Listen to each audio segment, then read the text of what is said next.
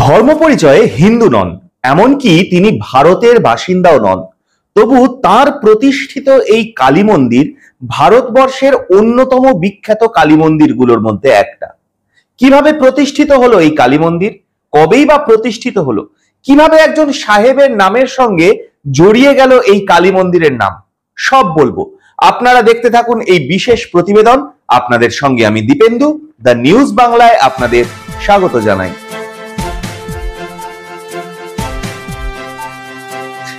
কথায় আছে কালী কলকাতাওয়ালি, আর এই কথাটা যে কতটা সত্যি সেটা প্রমাণ পাওয়া যায় এই তিলোত্তমা কলকাতা শহরে পা রাখলেই। বারাণসী শহরে গেলে যেমন বাঁক ঘুরতেই প্রত্যেকটা বাঁকে বাঁকে চোখে পড়ে শিব মন্দির, সেই রকমই কলকাতার উত্তর থেকে দক্ষিণ সর্বত্র প্রত্যেক পাড়ায় একটা বা দুটো করে কালী মন্দির অন্তত থাকবেই। আর এই কালী মন্দিরগুলোর মধ্যে কয়েকটা বেশ বিখ্যাত নামকরা এবং কয়েকটার বয়স তো শতাব্দী প্রাচীন। সেই রকমই একটি বিখ্যাত কালী মন্দির হলো ফিরিঙ্গি কালীবাড়ি। কলকাতার বউবাজার অঞ্চলে এই কালী মন্দির গোটা দেশ জুড়ে বিখ্যাত ফিরিঙ্গি কালীবাড়ি নামে। কিন্তু কিভাবে এই কালীবাড়ি ফিরিঙ্গি কালীবাড়ি হয়ে উঠলো, আজ বলবো সেই ইতিহাসই। বউবাজারের ফিরিঙ্গি কালীবাড়ি বিপিন বিহারী গাঙ্গুলি স্ট্রিট আর সেন্ট্রাল অ্যাভিনিউয়ের সংযোগ স্থলে অবস্থিত। প্রতিদিন দূর দূরান্ত থেকে বহু ভক্ত ছুটে আসেন এই মন্দিরে। তবে কালী পুজোর সময় এই মন্দিরের ভিড় বেশ চোখে পড়ার মতো। দেবী মূর্তিটা সিদ্ধেশ্বরী রূপের। পঞ্চমুণ্ডির আসনে প্রতিষ্ঠিত এই মূর্তিতে নিত্য পুজো করা হয়।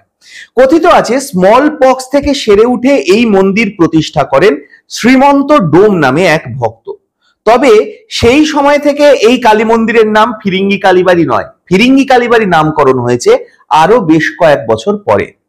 সেকালের কলকাতা আজকের থেকে অনেকটাই আলাদা ছিল। তখন এই অঞ্চলের কাছ দিয়ে বয়ে যেত ভাগীরথী গঙ্গা।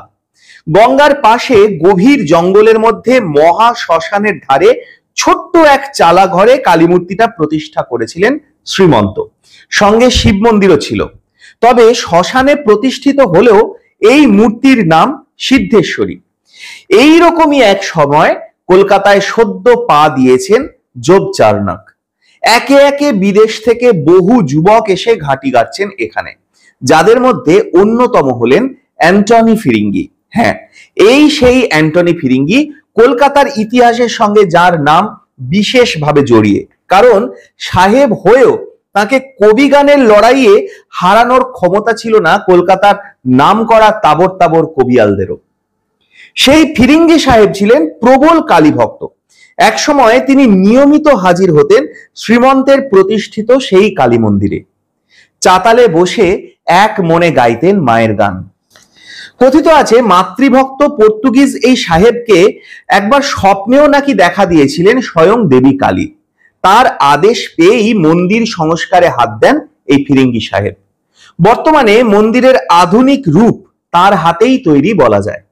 তবে এই মন্দিরে সির্ফ অ্যান্টনি ফিরিঙ্গি নন, পুজো দিতে হাজির হতেন বহু পর্তুগিজ সাহেবই। আর এই সবকিছু মিলিয়েই এই মন্দিরের নাম হয়ে যায় ফিরিঙ্গি কালীবাড়ি।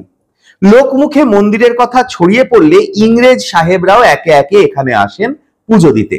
শোনা যায় সেকালে বহু ব্যবসায়ী স্রেফ ফিরিঙ্গি মায়ের পুজো দিয়েই ব্যবসায় ফুলে ফেঁপে উঠেছিলেন। তালিকায় কোম্পানির সাহেবরাও ছিল বই কি। অ্যান্টনি তার এই আরাধ্যা দেবীকে শ্রী শ্রী সিদ্ধেশ্বরী কালীমাতা ঠাকুরানী নামে পুজো করতেন। সেই ধারা আজও চালু আছে। তবে মন্দিরের কিছু বিশেষত্ব রয়েছে। দক্ষিণমুখী কালী মন্দিরটি চাঁদনী শৈলীতে নির্মিত। মাতৃমূর্তি সাধারণ কালী বিগ্রহের মতোই, তবে দেবীর দক্ষিণে একটা অষ্টধাতুর দুর্গা আর একটা শিবলিঙ্গও রয়েছে। এছাড়া মন্দিরে মা শীতলা ও দেবী মনসার মূর্তিও দেখা যায়। বর্তমানে মন্দিরের সেবায়িত যারা, তারা ব্যানার্জি উপাধিধারী। প্রতিদিন মিষ্টি আর ফল দিয়ে পুজো হলেও মাসে দুবার করে হয় অন্নভোগ। এছাড়া প্রতি মাসের অমাবস্যাতেও বিশেষ পুজোর ব্যবস্থা থাকে। আবার পূর্ণিমায় হয় নারায়ণ পূজা। তবে কার্তিক অমাবস্যাতেই এই মন্দিরের বার্ষিক উৎসব হয়। সারাদিন ধরে চলে মায়ের পূজা পাঠ আরাধনা। সেই সঙ্গে ঘুরে ফিরে আসে ফিরিঙ্গি সাহেবদের মন্দিরে পুজো দেওয়ার স্মৃতি। বাংলার আনাচে কানাচে ছড়িয়ে ছিটিয়ে রয়েছে এরকম অনেক ইতিহাস, যেগুলো মেন স্ট্রিম মিডিয়া হয়তো চেপে যায়, কিন্তু আমরা চেপে রাখবো না, আমরা চেপে রাখতে দেব না।